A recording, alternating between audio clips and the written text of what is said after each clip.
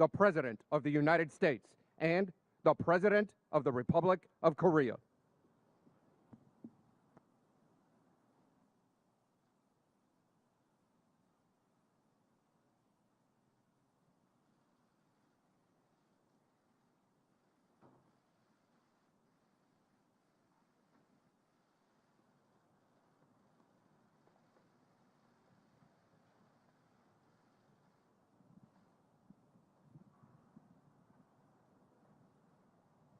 Please be seated.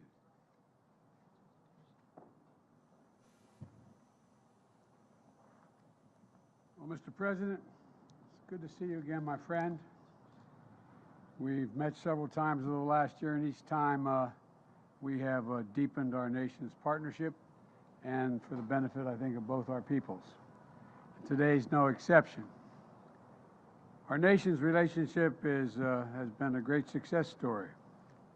The alliance formed in war and has flourished in peace. Seemingly every day, we've launched new areas of cooperation on cyber, strategic technologies, space, democracy, and all the areas that matter most to our future. Because of its core, our alliance is about building a better future for all of our people. And there's no better example than our economic relationship and partnership, which is delivering incredible benefits to both our nations. Through the Indo-Pacific Economic Framework, we're advancing economic growth grounded in high standards for our workers, for the environment, and for communities throughout the region. We're standing together against economic influence being leveraged in coercive ways. And since I took office, Korean companies have invested more than $100 billion in the United States, driving innovation and spurring good new jobs for Americans and Korean workers. Our mutual defense treaty is ironclad, and that includes our commitment to extended deterrence, and that includes the nuclear threat and the nuclear deterrent.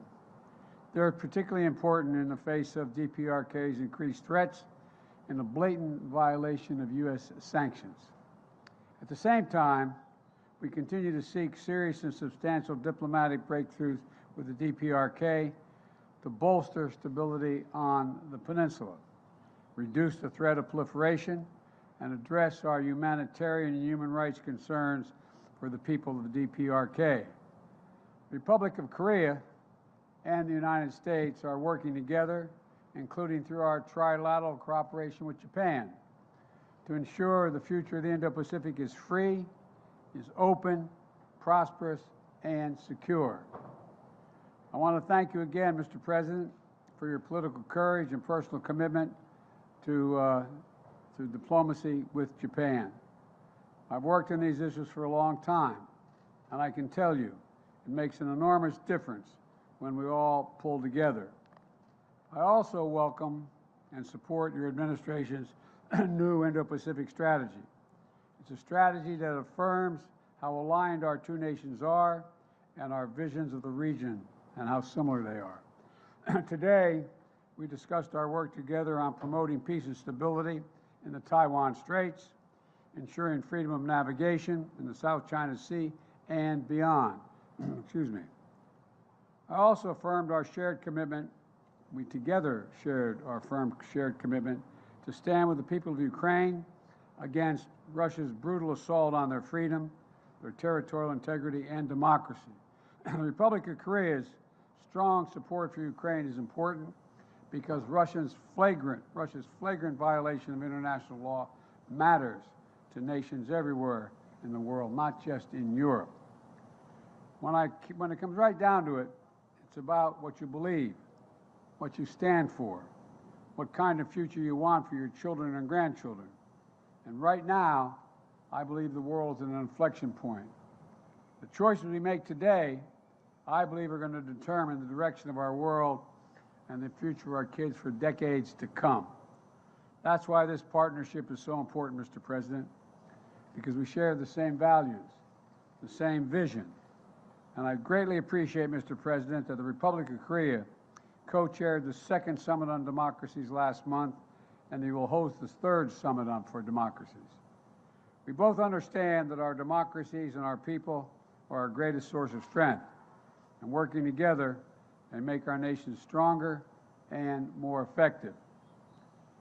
From tracking the climate crisis and strengthening our effort to fight it and strengthening global health, no two countries are better suited to meet the challenges ahead than the Republic of Korea and the United States. I want to thank you again, Mr. President, for your friendship, your partnership, and all you've done to help build a future of shared strength and success. The floor is yours, Mr. President.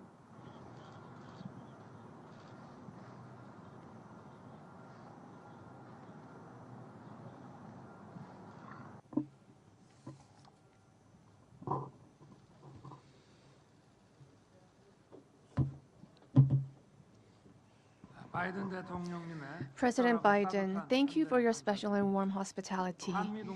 I am very pleased to be making a state visit to the United States during this meaningful year that marks the 70th anniversary of the ROK-US alliance. Our two countries have overcome challenges and crises during the past 70 years based on the deep roots of freedom and democracy, building a value alliance that is strong, resilient, and sustainable.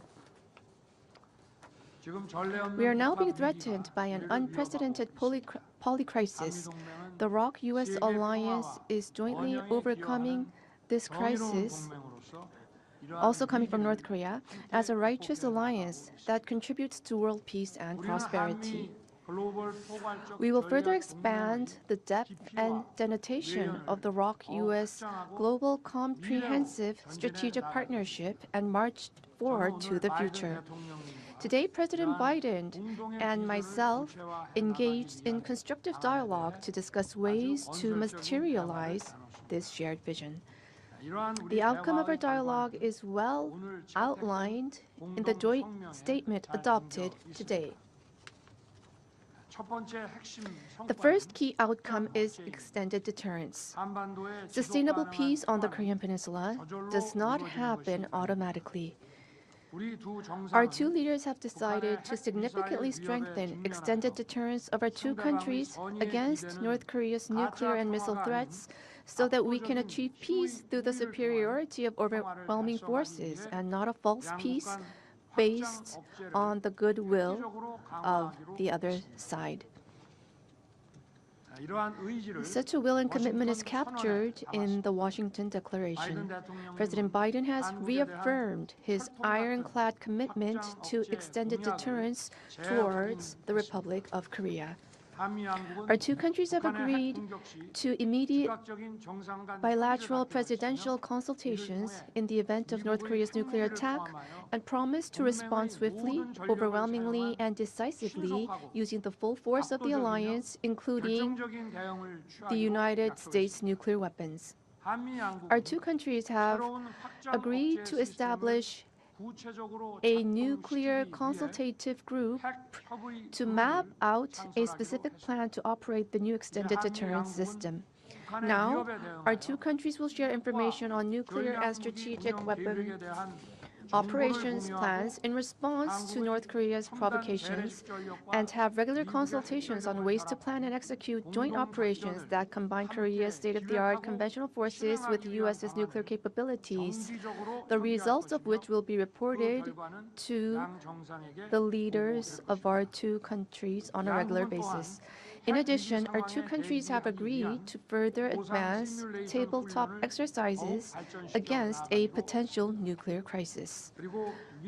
In addition, deployment of the United States strategic assets to the Korean Peninsula will be made constantly and routinely.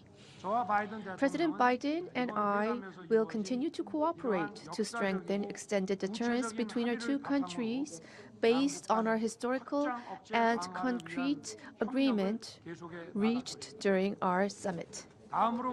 Second, our two leaders have agreed to further strengthen the strategic partnership in economic security, which is directly related to the national economies of our two countries. President Biden and I welcomed the expansion of our firm's bilateral mutual investment in advanced technology, including semiconductors, electric vehicles, and batteries. President Biden has said that no special support and considerations will be spared for Korean companies' investment and business activities in particular.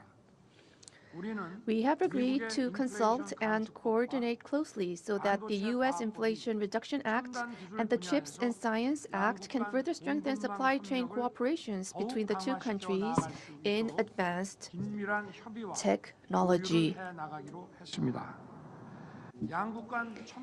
Furthermore, we plan on ramping up partnerships in cutting-edge technology.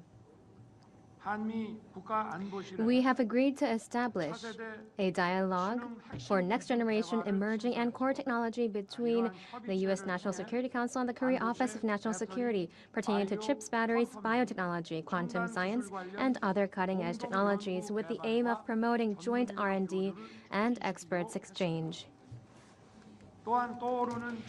We have also adopted a separate joint statement for strengthening cooperation in the rapidly emerging quantum science and technology domain. President Biden and I have also agreed to get the ball rolling on discussions about expanding our alliance into cyber and space by applying the Mutual Defense Treaty in cyberspace and space as well. We have also agreed that the strategic cybersecurity cooperation framework adopted this time around will serve as the foundation on which we address cyber threats together and boost cooperation in information sharing, collection, and analysis. Space is another area that shows great promise for cooperation between our two countries. During my time here, I was able to visit the NASA Goddard Space Center. President Biden welcomed the establishment of CASA, and we have agreed to promote cooperation between CASA and NASA. We have also agreed to accelerate discussions on reaching a reciprocal defense procurement agreement, which is equivalent to an FTA in terms of national defense. Meanwhile, President Biden and I have agreed to promote exchange between the future generations of our two countries. To this end, we have launched the U.S. ROK Special Exchange Initiative for Youths. In celebration of the 70th anniversary of the ROK-U.S. alliance this year, our two countries plan to invest a total of $60 million to support exchanges between 2,023 youths majoring in STEM, humanities, and social sciences. This also includes the largest Fulbright program to date, which will provide scholarships for 200 students. Last but not least, President Biden and I have agreed that South Korea and the United States, as key partners in achieving stability and building peace in the Indo-Pacific region, will put our heads together as we implement our Indo-Pacific strategies to strengthen our cooperation in addressing regional and global challenges. In particular, President Biden expressed strong support for efforts made by the Korean government to normalize Korea-Japan relations. And we have agreed to continue our efforts in strengthening Korea-U.S.-Japan trilateral cooperation. Furthermore, we reaffirmed that the use of force to take the lives of innocent people, an example of which would be Russia's invasion of Ukraine, can in no circumstances whatsoever be justified. In that sense, we agreed to continue our cooperation and efforts alongside the international community to support Ukraine. During this meeting, we also discussed plans through which our two countries can take a leadership role in addressing global challenges such as climate change, international development, and energy and food security. I am delighted that through today's meeting, we've opened up a new chapter for the next 70 years of the ROK-U.S. alliance. I hope President Biden and I, with the support of people in our two countries, can fully deliver on the blueprint that we have mapped out today with the aim of founded in the reaffirmation of the value of freedom and our universal values. Thank you.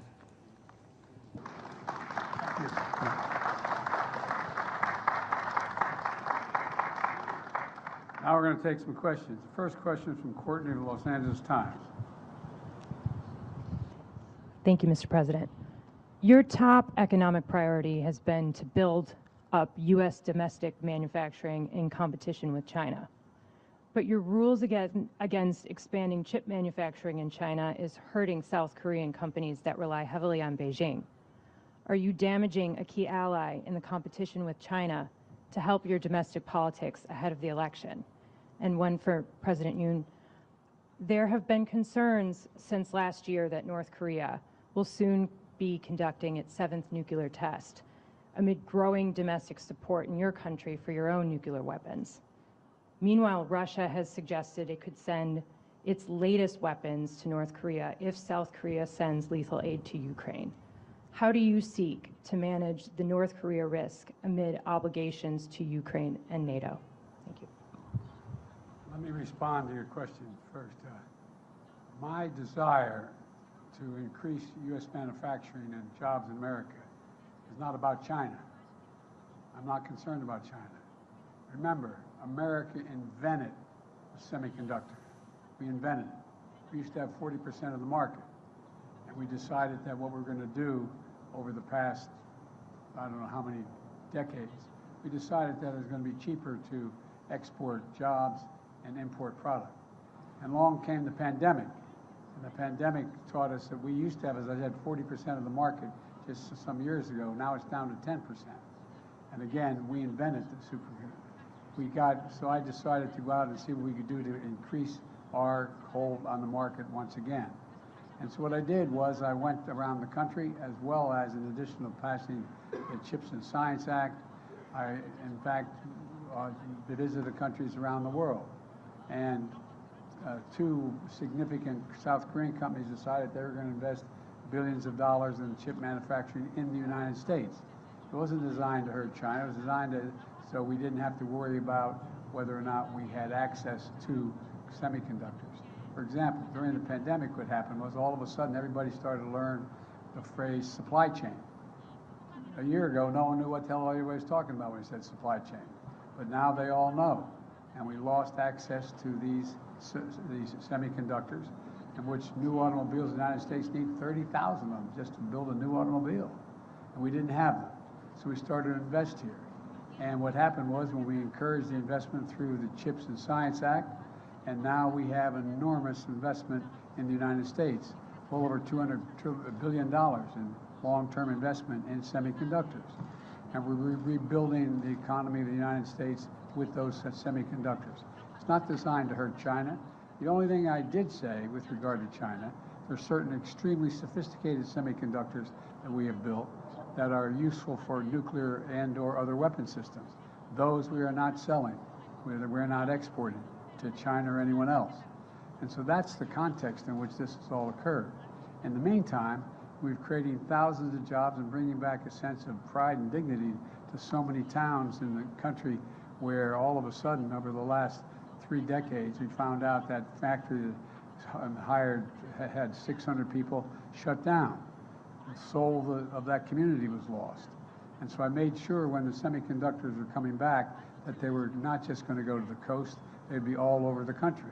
And so we have a significant field of dreams outside of in Ohio, outside of Columbus. We're in Texas, we're in Arizona, anyway, they're all over the country. So it's not viewed to hurt anyone else. We are providing access to those semiconductors. We're a supply chain you can count on. But we are not going to sit back and be in a position where we don't have access to those semiconductors. We are not going to be a place where we're the end of that line. We're the beginning of it. And it's generating significant economic growth in America and not hurting anybody. And by the way, it's creating jobs in South Korea. It's creating jobs in South Korea, not just with SK, but anyway, with Samsung and other industries. So I think it's a win-win.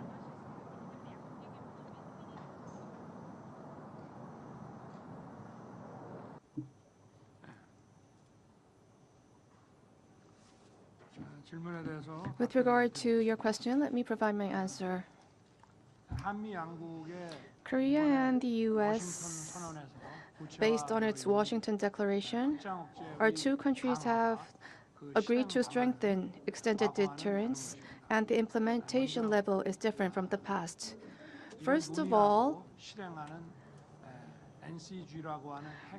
we have an NCG, Nuclear Consultative Group, that has been launched that will implement discussions and actions, and we will hold regular meetings and consultations under NCG. We will share information on mutual nuclear assets and intelligence, and we will jointly plan responses and also jointly plan exercises and drills and implementation plans. So all of these will be strengthened and specified under the Nuclear Consultative Group. We want to customize our response against North Korea's nuclear threat based on extended deterrence. And in the process of achieving this goal, any concerns that Koreans may have against North Korean nuclear weapons will be relieved, I believe. If nuclear weapons are used, our two countries will strengthen our response in a swift manner.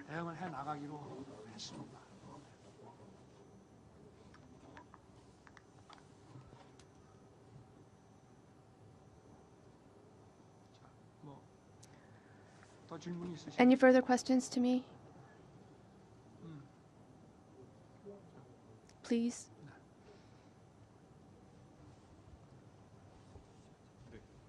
네, 안녕하세요. 저 MBN의 원중희 기자라고 합니다. Reporter 저도 Won 양국 from 대통령 두 분께 Won 질문을 한 가지 드리고 NTN. 싶은데요. I have two 답변 questions 지금 주셨지만 for 확장제 you. 관련해서 With regard to 이번에 한미 extended 핵 협의 deterrence, 그룹이 좀 구성됐을 때 the 한국이 좀 NCG 구체적으로 that has 어떻게 been 여기 formed, 작동하는지에 대해서 여쭤보고 싶습니다. how will 이를테면 Korea 핵무기 function 탑재가 under 가능한 미 전략 NCG? 자산 운용에 Any 한국이 kind 좀 of 어떤 식으로 관여하게 되는지 이런 부분 설명 nuclear-equipped 가능하시면 좀 nuclear 부탁드리고요. assets will 관련해서 be in 바이든 function. 대통령께 여쭤보고 싶은 것은 And to President 오늘 발표 보면 Biden, 한국은 이제 NPT 체제를 유지하면서 Korea is to 확장 억제를 maintain the 강화하는 NPT, 방식을 and it is to 채택을 strengthen 했는데요. extended 대통령께서 deterrence, 보시기에 correct? 이 정도면 So, 북핵 위협에 based on 대해서 your 한국 view, do you 국민들이 think this 느끼기에 is 좀 enough 안심할 만한 to guard 수준이라고 Korea against the 판단하시는지 North Korean nuclear 여쭤보겠습니다. threat?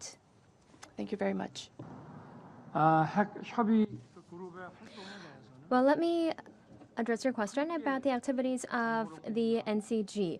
We are going to be sharing information and we are going to be acting jointly. That is the key.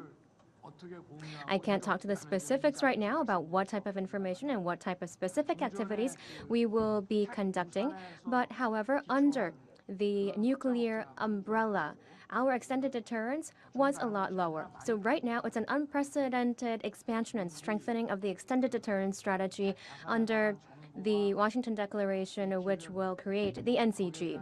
대응 실행을 The implementation and the response 공유하고 의논한 적이 없기 때문에 at this level has never 확장 억제 thus far been this strong.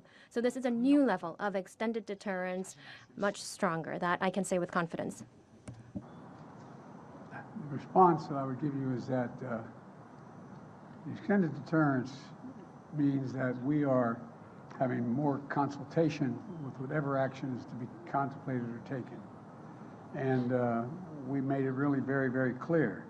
The ROK has repeatedly confirmed its commitment to the Non-Proliferation Treaty. And the Washington Declaration is a prudent step to reinforce extended deterrence and respond to advancing DPRK nuclear threat. Look, a nuclear attack by North Korea against the United States or its allies or partisans or partners is unacceptable and will result in the end of whatever regime were to take such an action. And it's about strengthening deterrence in response to DPRK's escalatory behavior and to deal in complete consultation. And, the idea that I have absolute authority as Commander-in-Chief and the sole authority to use a nuclear weapon, but You know, what the declaration means is that we're going to make every effort to consult with our allies when it's appropriate, if any action is so called for. Certainly, we talked about this and some other things today, but the bottom line here is there's even closer cooperation, closer consultation, and we're not going to be stationing nuclear weapons on the peninsula, but we will have visits, ports visits of nuclear submarines and things like that. We are not walking away from that.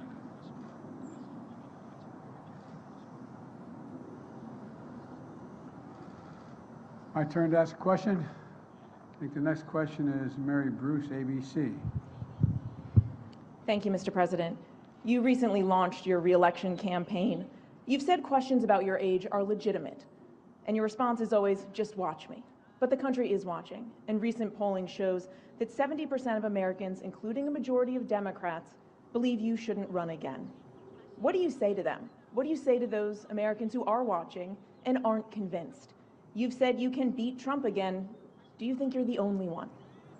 I may not be the only one, but I know him well, and I know the danger he presents to our democracy, and we've been down this road before.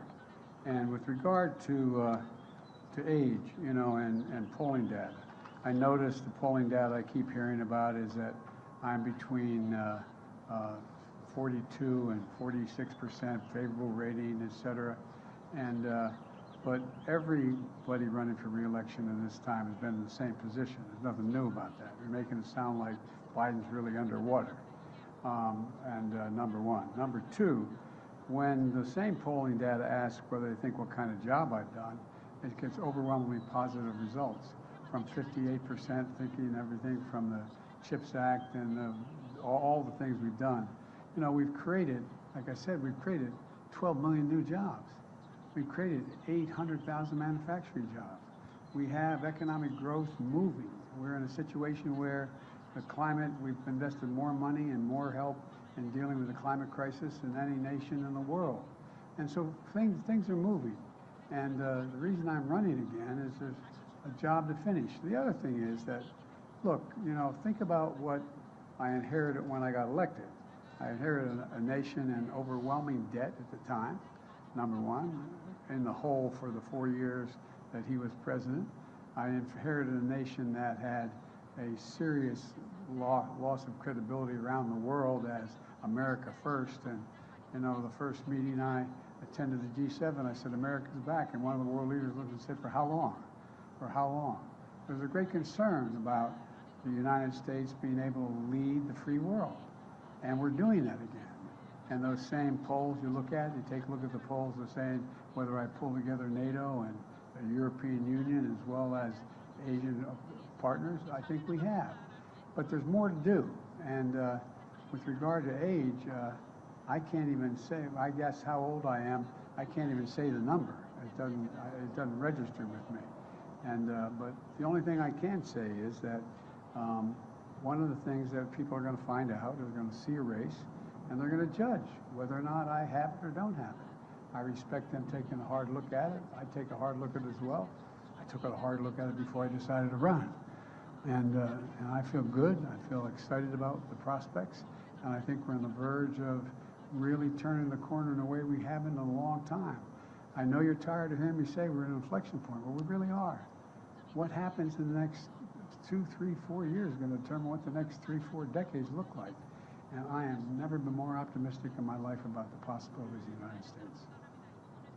To be clear, though, you just said, I know him well. Did Donald Trump's decision to run affect yours? Would you be running if he wasn't? Yeah, I think I still would be running if he wasn't. I do know him well. He's not hard to know, as you know. You know him well, too.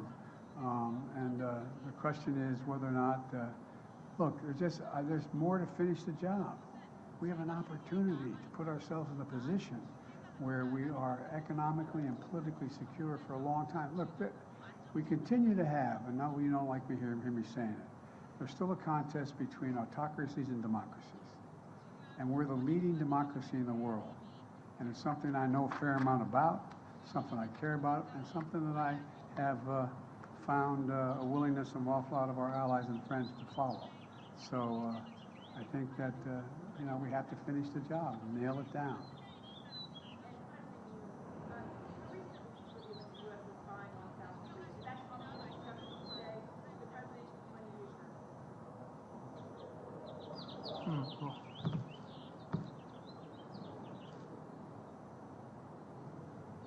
뭐지? You need to repeat the question. The mic was not used. We cannot interpret.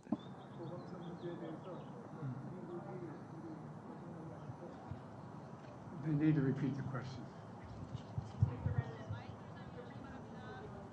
Please use the microphone. We cannot provide interpretation if you do not use the microphone. Microphone. My apologies. Thank you. Did the recent leaks revealing that the U.S. was spying on South Korea come up at all in your discussions? And did President Biden provide you any assurances?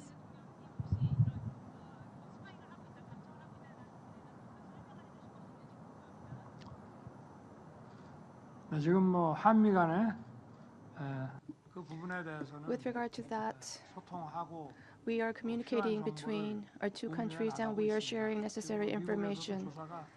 I believe that investigation is underway in the United States. So 다양하고 이런 복잡한 various and complex variables are always in play. We need time to wait for the investigation results by the United States, and we plan to continue to communicate on the matter.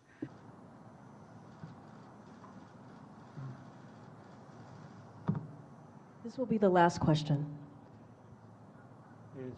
질문해 주셔서 감사합니다. 파이낸셜 뉴스의 김학재 기자입니다. I'm from Financial News. My name is Kim Hak-jae. 질문 드릴 텐데요. 윤석열 대통령께 먼저 말씀드리겠습니다. My question goes to both of you. My first one goes to President Yoon first. During this state visit, you've said that the alliance has strengthened to cutting-edge industries, to cutting-edge science, and also investments in businesses have been some of the outcomes. These are some positives. However, to each individual of the public, how will this have a long-term impact? What will be the direct benefits felt? And to President Biden. In celebration of the 70th anniversary of the Iraq-US alliance, I know that the atmosphere is really positive. However, Korean businesses, especially because of the CHIPS Act and the IRA, are on edge. What message can you send to the Korean companies to really make sure and tell them that this is not something to worry about? 한미 간의 기술 협력 The technology cooperation between the ROK and the U.S. and also in partnerships in cutting-edge industries and science and technology was your first question. So that is about really strengthening the competitiveness of our two countries. And it will enhance the productivity and create added value, high added value. These are the types of products that are going to be produced. And from the perspective of the public, for each individual, in that process, they will reap the benefits wide and comprehensive that will stem from these industries and investments in these industries, for example, from job creation as well. And above all, the future generations will be given the determination and will to take on new challenges and embrace opportunities in our industry so that they can continue to prosper and grow and become more abundant in the future. The reassurance is that it's overwhelmingly in our interest for Korea to do well. No, it is. It's very much in America's interest that Korea do well in the Pacific, very well, because they are one of our most valued partners. And so I think the combination of growing democracies and the democratic institutions as well as their economies is overwhelming in the benefit of the United States, whether it is in South Korea or it's in Australia, in the deep South Pacific. And so I think that there's a reason, overwhelming reason. Plus, in addition to that, we're increasing the number of student exchanges, access to more information between our folks, educating our people, as well as we're going to be cooperating in everything from space to technology to medicine. And so there's so many opportunities we have. And I don't think at least we don't, and I don't think so far, most of the South Korean companies believe that there's somehow a U.S. effort to slow them down, prevent their growth, or anything like that. We'd like to see them grow. And I mean that sincerely. It's overwhelming in the U.S. interest for South Korea to do very well economically. It's overwhelming in our interest because it has, and then lastly, you know, I think we underestimate the example that South Korea sets. Here you have a nation that is significant, but is not a nation of 200,000, 300,000, 400,000 people making the kind of changes it's making. It gives other smaller nations hope to believe that if they have democratic institutions and commitment and impact on industries that in fact are the cutting edge industries, new sciences and technology, including AI and other things, that there's a future for them. And I think that's what this is about. And so we view South Korea's economic growth as a benefit to the United States as well as freedom around the world. Thank you all so very much. Appreciate it. Distinguished guests, please remain in your seats until the official delegations have departed.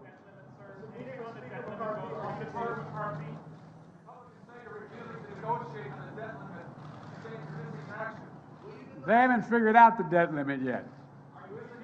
Thank you. Happy to meet with McCarthy, but not on whether or not the debt limit gets extended. That's not negotiable. I notice they quote Reagan and they quote Reagan all the time and they quote Trump, both of which said, it says, I'm paraphrasing, it would be an absolute crime to not extend the debt limit.